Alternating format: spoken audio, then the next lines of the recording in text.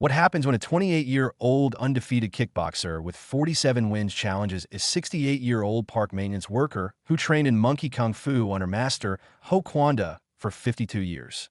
Welcome back to Tales of Wonder. If you enjoy stories about karma, unexpected twists, and moments where bullies get exactly what they deserve, you're in the right place. Hit that subscribe button and turn on notifications so you never miss a story that'll make you think twice about judging a book by its cover. Now, let's begin today's story.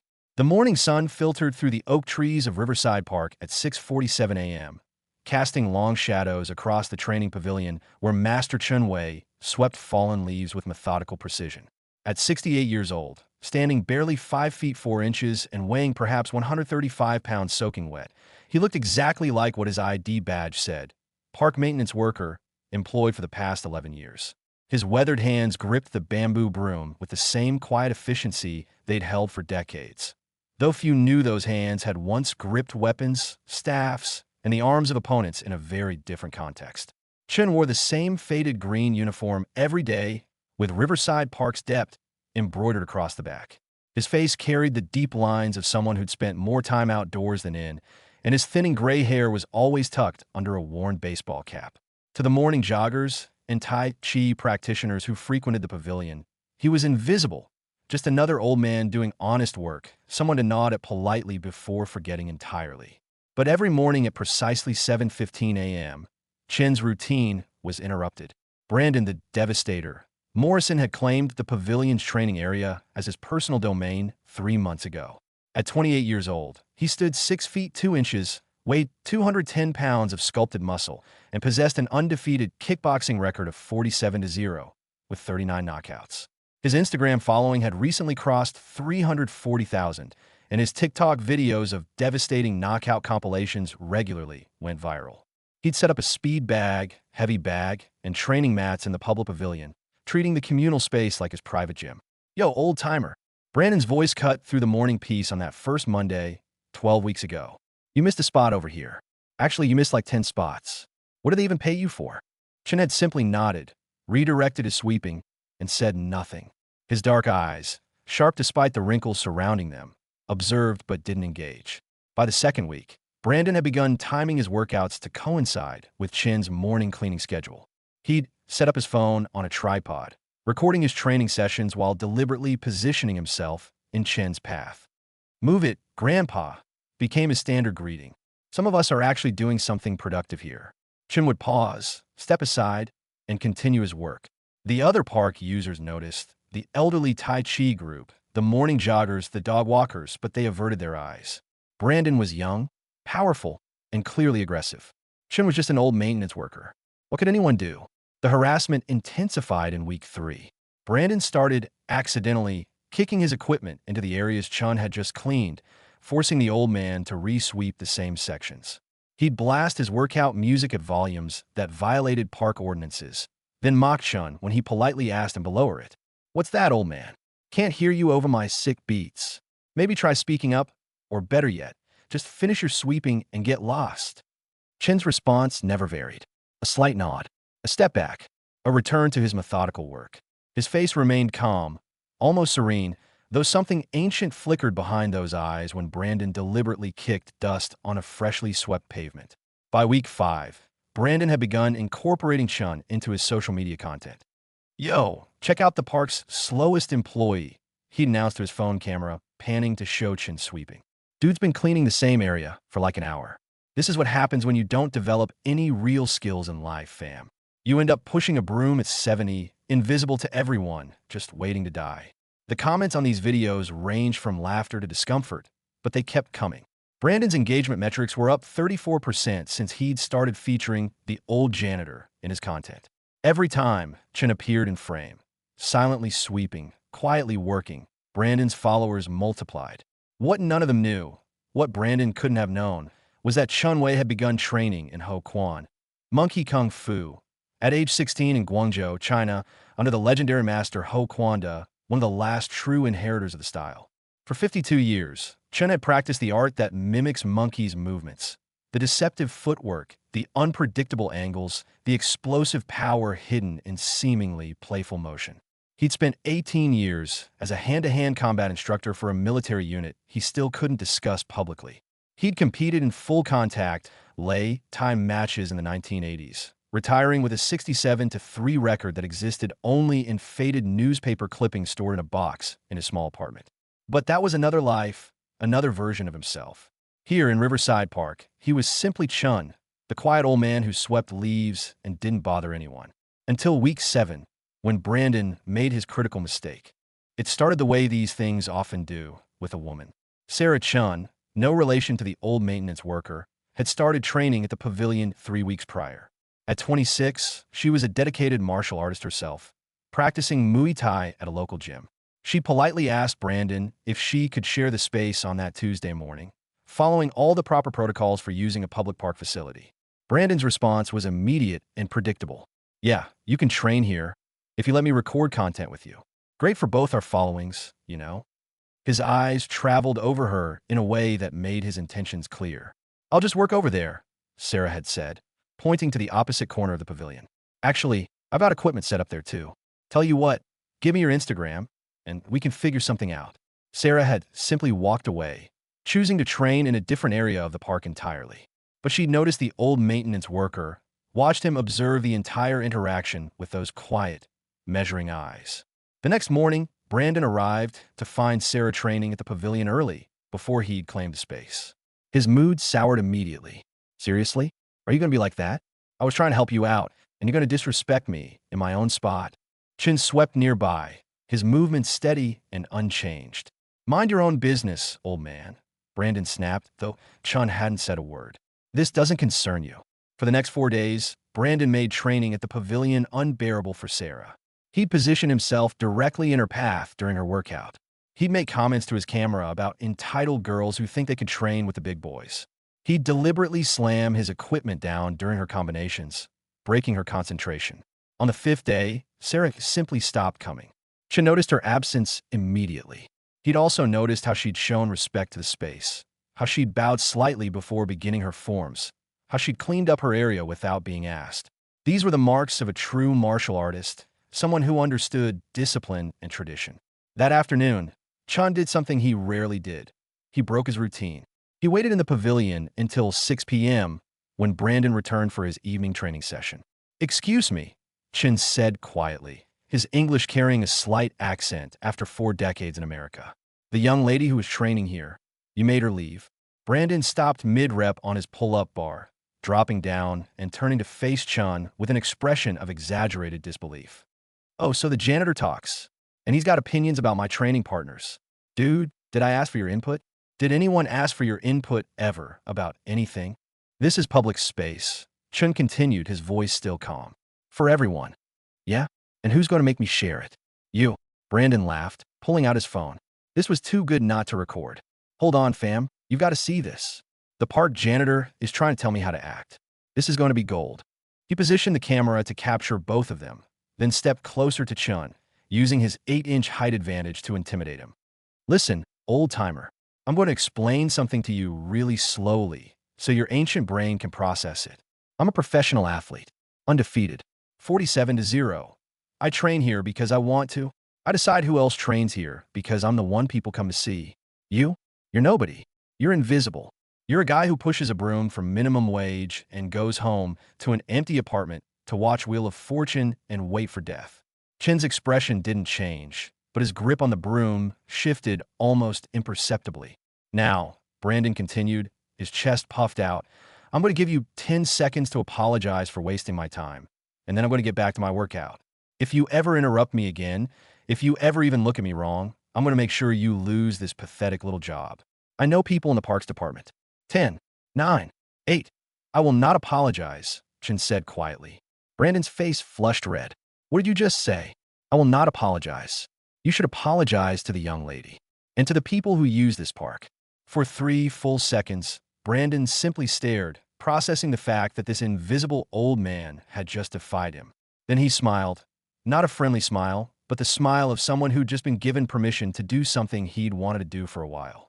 "Okay," Brandon said softly, setting his phone down on the bench with the camera still recording. "Okay, old man, you want to play tough guy? Let me show you what happens to people who disrespect the Devastator. He stepped forward and shoved Chen's shoulder, not hard enough to knock him down, but hard enough to make a point. A clear physical assault, captured on video. Chen stumbled back 2 steps, his broom clattering to the ground. His dark eyes locked onto Brandon's face. And for just a moment, something ancient and dangerous flickered there, a glimpse of the man who'd once made opponents fear him in the Lei Tai ring. What? Brandon taunted, shoving him again. You gonna cry? You gonna call security? What's an old nobody like you gonna do about? Chen's hand moved. It wasn't fast. That was the first thing Brandon would remember later, when he replayed the video thousands of times trying to understand what had happened. Chen's hand didn't blur with speed like in the movies.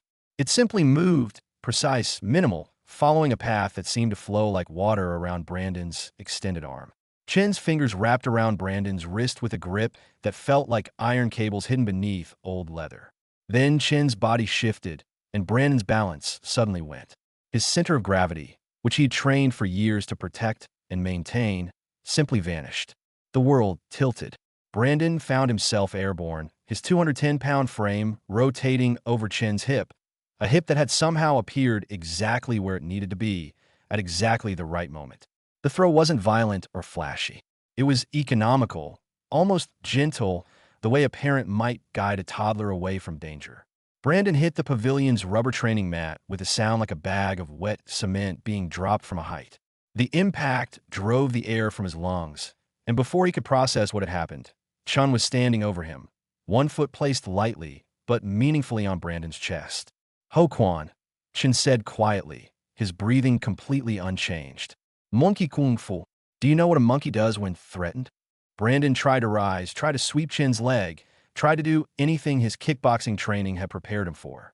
But every movement he made seemed to flow into Chen's response like water following gravity.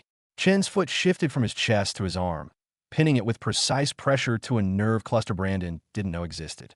The pain was immediate and immobilizing. A monkey uses deception, Chen continued, his voice taking on the tone of a teacher, though his expression remained neutral. It looks playful, harmless, weak. But when needed, it becomes unpredictable, explosive, and dangerous. You see an old man sweeping. I'm an old man sweeping. Both things are true. Get off. Brandon gasped, his face reddening with exertion and humiliation. Chen removed his foot and stepped back, assuming a stance that looked nothing like the martial arts Brandon had studied. His weight settled onto one leg while the other rose slightly, bent at the knee.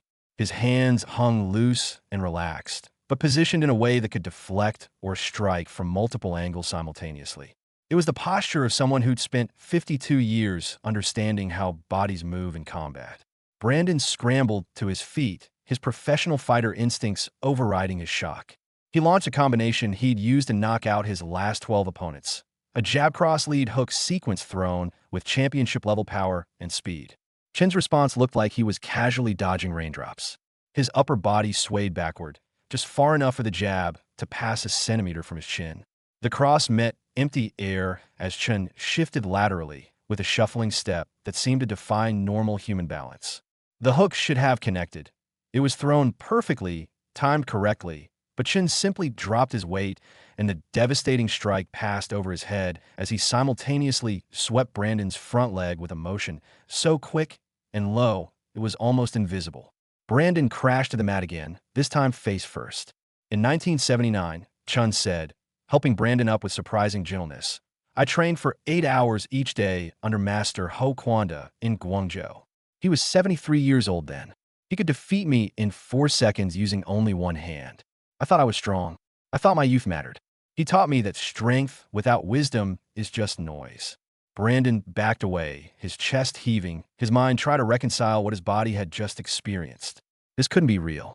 This old janitor couldn't have just... You were military, Brandon said suddenly, noticing for the first time the small tattoo visible on Chen's wrist, Chinese characters partially hidden by his sleeve. 18 years, Chen confirmed. Hand-to-hand combat instructor. Before that, full contact, Lei Tai fighting. 67 wins, 3 losses, retired in 1991. Before that, a student of monkey kung fu since age 16. I am 68 years old. I have trained for 52 years in an art you do not understand. A small crowd had gathered, the morning Tai Chi group, several joggers, a park security guard. All had witnessed the exchange. All wore expressions of shocked disbelief. The technique you just experienced, Chen continued, his tone educational rather than boastful, is called Ho Quan Shui, the monkey-style throw. It uses your momentum, your strength, your aggression against you. The sweep was Ho Quan Ti, the monkey leg trap. These are basic techniques, practiced 10,000 times until they become reflex. Your kickboxing is impressive, powerful, modern, but it is 47 matches old. My art is 300 years old. Brandon's phone, still recording from the bench, had captured everything. The shove, the throw, the failed combination, the second throw, all of it in perfect HD clarity. "You are strong," Chen said, and there was no mockery in his voice, only assessment. "You are skilled, but you're also young and stupid. You believe strength is enough. You believe size is enough. You do not understand that true martial arts are about wisdom, not power, about restraint, not domination." He picked up his broom, preparing to return to his work as if nothing had happened. "The young lady," Chen added, glancing at Brandon. "Sarah, you will apologize to her. You will share this space with respect. You will stop treating people as if they exist for your entertainment. Or I will request that the Parks Department revoke your permit to use this facility. I know people, too. I have worked here for 11 years. Everyone respects me. No one knows you." The crowd murmured agreement. Several people were recording now, capturing the aftermath. Brandon stood there, 28 years old, an undefeated kickboxing champion, a social media influencer with over 340,000 followers, and for the first time in his adult life, he had absolutely nothing to say. By noon, Brandon's phone had automatically uploaded the video to his cloud storage, where his team of social media managers found it. By 2 p.m., against his explicit orders, one of them had posted it to his TikTok with the caption, "When trash talk goes wrong, respect your elders." By 6 p.m., it had 2.3 million views. By midnight, it had reached 8 million. The comments section became a brutal dissertation on humility. Brandon's previous videos of mocking Chen were dug up, compiled, and shared across every platform. The contrast between his arrogant taunting and his complete defeat by a 68-year-old maintenance worker became the internet's favorite morality tale for the next week. This is what happens when muscles meet martial arts. That old man moved like water. That's 50-plus years of training right there. The Devastator? More like the Devastated. Notice how gentle the old master was, even when he could have hurt him badly. That's real discipline. Brandon's sponsors started calling. His gym started receiving complaints. His upcoming matches faced questions about whether he'd actually earned his undefeated status or just fought carefully selected opponents. The fighter he was scheduled to face in 3 weeks pulled out, citing concerns about opponent quality. But the real impact came from somewhere Brandon didn't expect. 4 days after the incident, Sarah returned to the pavilion at 7 a.m. Brandon was already there, but this time his equipment was neatly arranged in one corner, leaving plenty of space for others. When she arrived, he stood up immediately. "I need to apologize," he said, and the words clearly hurt coming out. "For how I treated you. For the comments. For making you feel unwelcome. I was wrong. This is a public space, and I acted as if I owned it. I am sorry." Sarah studied him for a moment, then nodded once. "Accepted." She set up in her own area and began training. Brandon returned to his workout. They shared the space in complete silence, each focused on their own practice. Chen arrived at 7:15, as he always did, pushing his maintenance cart with its familiar squeak of unoiled wheels. He noted the new arrangement with a small nod of approval, then began his morning routine. "Master Chen," Brandon said quietly, the title feeling strange in his mouth, but somehow appropriate. Chen paused in his sweeping. "I want to learn," Brandon continued. "Not to beat people, not for my image or my record. I want to learn what you know. The real thing. The wisdom part." Chen regarded him for a long moment, those ancient eyes measuring something beyond physical capability. "You have a match scheduled. 3 fights scheduled this year, yes?" "Had," Brandon corrected. "2 sponsors dropped me. My manager says the 3rd fight is under discussion. My career might be over." "Good," Chen said simply. "Then you're ready to learn." An empty cup holds more than a full one. Over the next week, a strange transformation occurred in Riverside Park's pavilion. Brandon still trained his heavy bag combinations, his speed work, his conditioning. But now, 3 mornings a week at 6 a.m., he arrives early to train with Chen. The old master taught him the basics of Ho Quan, The deceptive footwork that made distance meaningless, the tension release principles that generated power without telegraphing, the sensitivity training that turned an opponent's force into their downfall. Brandon learned that real martial arts wasn't about highlight reel knockouts. It was about understanding human biomechanics so deeply that violence became almost boring in its efficiency. Chen also taught him etiquette, how to bow properly, how to address senior practitioners, how to clean the training area, not because it was his job, but because respecting your training space was respecting yourself. The Tai Chi group watched these morning sessions with quiet approval. The joggers began stopping to observe. The park's community discovered that their invisible maintenance worker was actually a living repository of authentic Chinese martial arts. And the young hotshot who'd been such an arrogant presence had become something much more interesting, a genuine student. Brandon's social media presence evolved.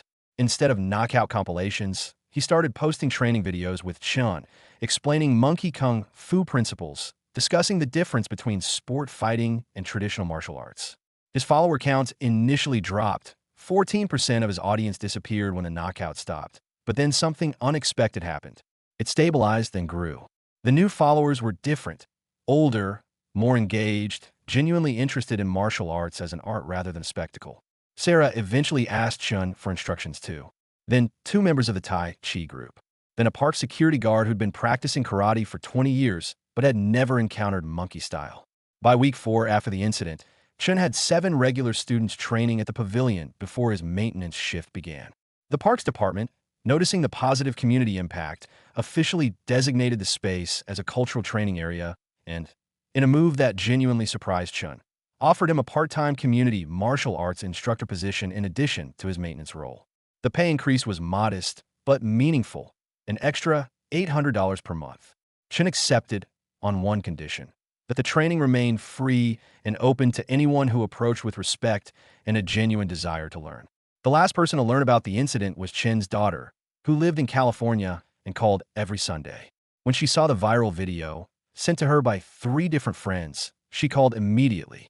"Dad," she said, her voice mixing concern with exasperation, "why didn't you tell me about this?" "Tell you what?" Chen asked innocently. "That you threw a professional fighter. That you've become an internet sensation. That, Dad, there are articles about you. ESPN did a piece on traditional martial arts. Someone wants to make a documentary." Chen chuckled, a rare sound. "I'm still just a park maintenance worker. I sweep leaves. Now I also teach some students. Nothing changed." "Everything changed, Dad." "No," Chen said gently. "I'm still the same person. The boy, he's the one who changed. That is what matters. One person learning humility is worth more than 1 million people watching a video." His daughter went quiet for a moment. "Master Ho will be proud of you." Master Ho would say, "I let the student provoke me for too long before teaching." Chen corrected. He would be right. But yes, maybe a little proud too. 6 weeks after their first training session, Brandon arrived at the pavilion carrying a folder.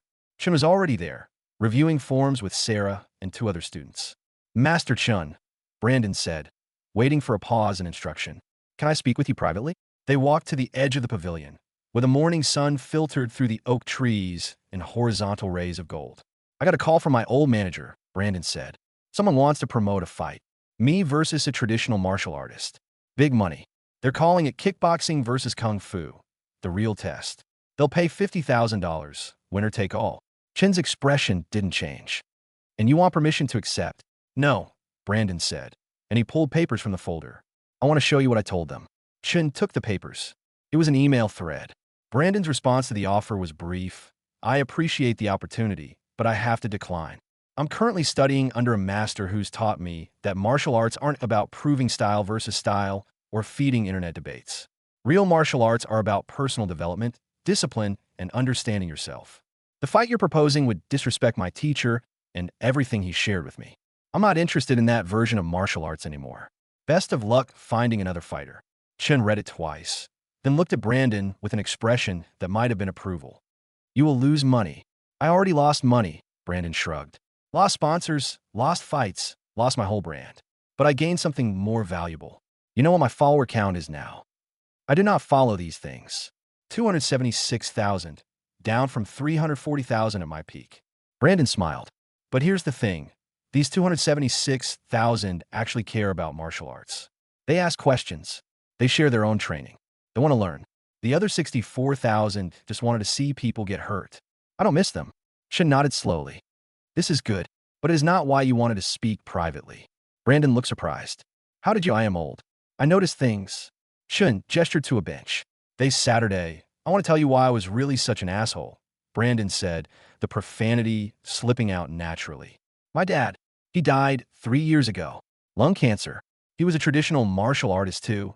Taekwondo, second-degree black belt. He tried to teach me when I was a kid, but I thought it was boring, old-fashioned, and pointless. I wanted MMA, kickboxing, the modern stuff. We fought about it constantly. I told him his martial arts were dead. That traditional stuff was useless. Chen listened in silence. He came to 3 of my fights before he got sick. I won all 3 by knockout. After the 3rd one, he said, "You're very strong, son, but you're fighting like you're angry at the world." I thought he was being critical. I got defensive. That was the last real conversation we had before the diagnosis. Brandon's voice had gone quiet. When I saw you in the park, this old Asian guy doing traditional martial arts stuff, being all calm and peaceful while I was trying to be loud and aggressive. I think part of me wanted to prove that my dad was wrong, that my way was better, that I didn't need what he tried to teach me. And now, Chen asked, now I understand what he meant. Strength without wisdom is just noise. Brandon smiled sadly. That's almost exactly what he used to tell me. Different words, same meaning. Chen was quiet for a long moment, watching the morning light shift through the trees. Your father would be proud of who you are becoming, not of your record or your sponsors. Of this, of you choosing to learn, to change, to grow. This is what traditional martial arts teaches. Not how to fight, but how to live. I wish I could tell him that. You are telling him, Chen said simply. Every time you train with humility, every time you choose wisdom over pride. He hears. Trust this. Brandon wiped at his eyes quickly, trying to hide the tears. Chen pretended not to notice, giving him that dignity. Come, Chen said, standing. Students are waiting. Today I teach Ho Quan staff techniques. Very practical for keeping balance on unstable surfaces. Also good for sweeping leaves while looking impressive. Brandon laughed, genuinely laughed, for the first time in months.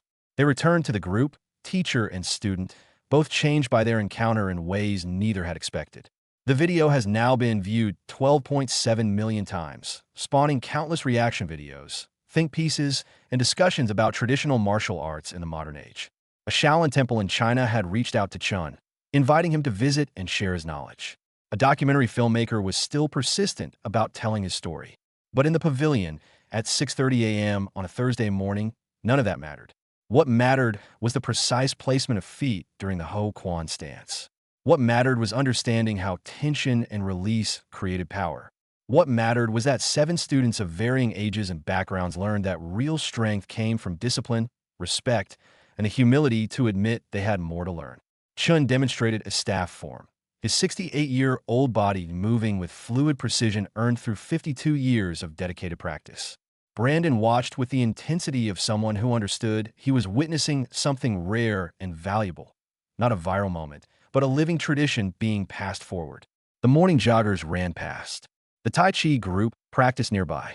The park maintenance supervisor drove by in her golf cart and waved at Chen, who waved back without breaking his form. Everything had changed. Nothing had changed. Chen was still a park maintenance worker who swept leaves every morning. But now, he was also what he'd always been, a master, a teacher, a living bridge between ancient wisdom and modern students hungry to learn what couldn't be found on social media or in a gym. The quiet man with the broom had taught an undefeated fighter his first real lesson in defeat. And in that defeat, both had found something worth more than any victory, a path forward. Have you ever dismissed someone because of their age or job, only to discover they possessed extraordinary knowledge or skills you never imagined? If this story reminded you that the most powerful people are often the quietest ones, go ahead and hit that like button. It really helps the channel grow. Drop a comment below sharing a time when someone completely surprised you by being far more than you expected. And definitely subscribe and turn on notifications, because we've got more stories coming that'll make you see the world differently. Thanks for watching, and remember, never underestimate the person who's been quietly perfecting their craft while others were busy being loud. The true masters don't need to announce themselves. Their skills do the talking. See you in the next video.